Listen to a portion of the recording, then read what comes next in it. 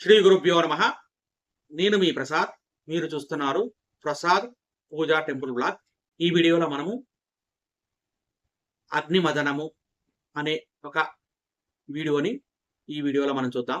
ముఖ్యంగా ఏదైనా ప్రతిష్టా కార్యక్రమాల్లో కానీ లేదా పెద్ద పెద్ద యజ్ఞాలు యాగాలు చేసే సందర్భంలో మామూలుగా అగ్ని ప్రజ్వలనం అంటే హోమం చేసేటప్పుడు హోమాన్ని వెలిగిస్తాం కదా, దాన్ని మామూలుగా అగ్గిపుల్లతో కాకుండా చెక్క రాపిడితో అగ్ని సంబంధమైన మంత్రాలతో ఈ అగ్ని ప్రజ్వలన చేస్తారనమాట. అది ఏ విధంగా జరిగింది అనేది ఈ వీడియోలో ఒక చిన్న వీడియో క్లిప్ నా దగ్గర ఉందన్నమాట.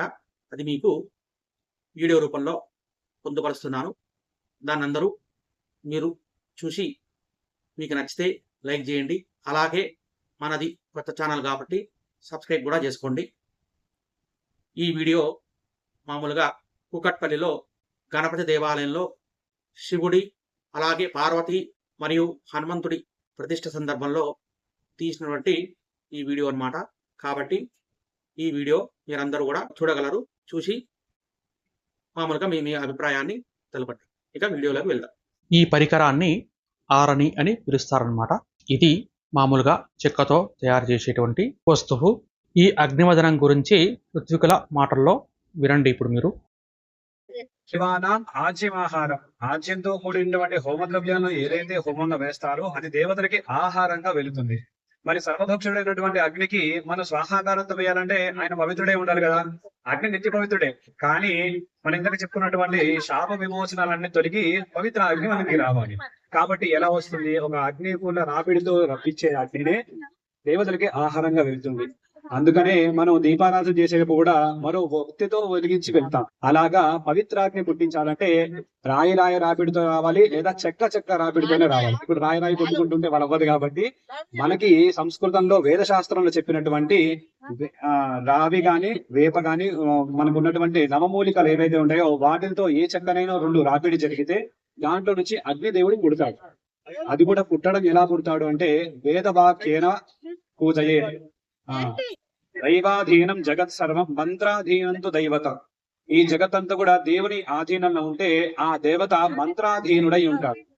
అందుకే ఏదైనా సరే ఒక మంత్రం చెప్పి ఆవాహయామి అంటే ఆ దేవత వచ్చి అక్కడ కూర్చుంటుంది.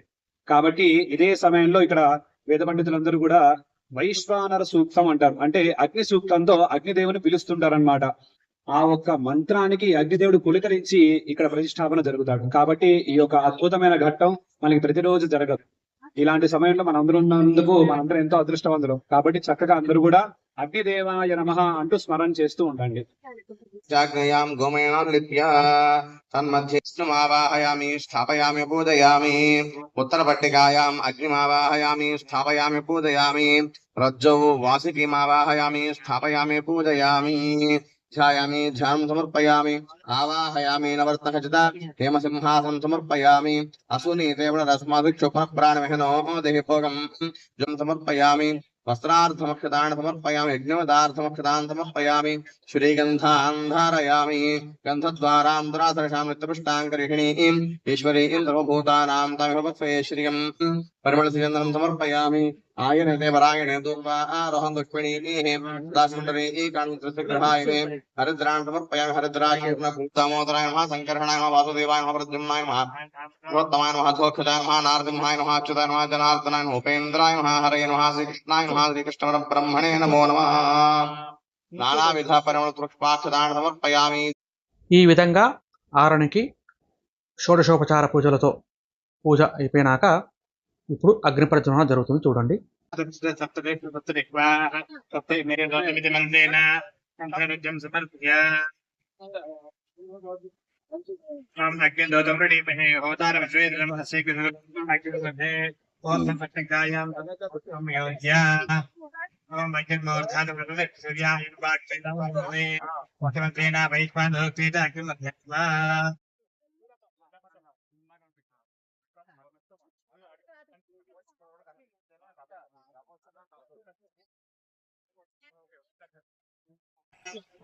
ఈ విధంగా మామూలుగా ఇద్దరు ఋత్వికులు మామూలుగా తాళ్లతో గుద్దుతూ పైన ఇంకొక ఋత్వికుడు ఈ ఆరాన్ని పట్టుకొని ఉండగా ఈ విధంగా అగ్ని ప్రజ్వలన జరుగుతుందన్నమాట. అయితే మనకు యూట్యూబ్లో ఉండేటువంటి కాపీరైట్ ఇష్యూస్ వల్ల మామూలుగా నాదస్వరం కూడా పెద్ద శబ్దంతో రావడంతో నాయిస్ అంతా కూడా తీయడంతో ఆ మామూలుగా అగ్ని సూక్తానికి సంబంధించినటువంటి వైశ్వానర సూక్తం సంబంధించినటువంటి మంత్రాలు పెద్దగా వినబడట్లేదు. కాబట్టి ఈ అగ్ని ప్రజ్వలన ఈ విధంగా జరిగింది. ఇప్పుడు మీరు చూస్తున్నట్టుగా ఈ విధంగా అగ్ని ప్రజ్వలన జరిగిందనమాట. ఈ జరిగిన ఈ నిప్పు అంటే ఈ అగ్నిని మామూలుగా మనము తయారు చేసి దాన్ని హోమంలో వేస్తారనమాట.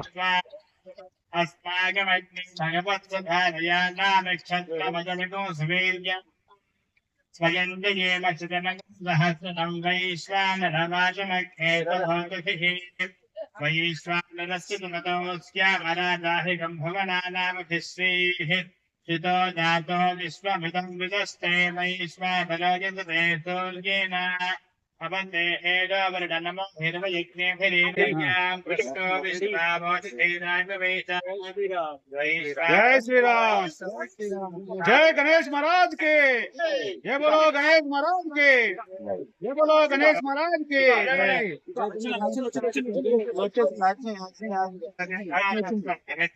ఈ విధంగా వచ్చినటువంటి అగ్నిని మనము మిగిలిన పిడికళ్ళు సమిదల్లో దాన్ని ఇంకొద్దిగా పెంచి తర్వాత దాన్ని యాగశాలకు తీసుకెళ్లి యాగశాలలో మామూలుగా అగ్ని ప్రతిష్టాపన చేస్తారన్నమాట.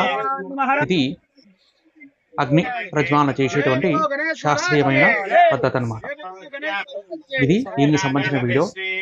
కాబట్టి ఈ వీడియో మీకు గనక నచ్చితే లైక్ చేయండి, షేర్ చేయండి. అలాగే మన ఛానల్ కొత్తది కాబట్టి సబ్స్క్రైబ్ చేసుకోండి. ఓ బ్రాహ్మణేభ్యః శుభమస్తు నిత్యం. లోకాః సమస్తాః సుఖినో భవంతు. స్వస్తి.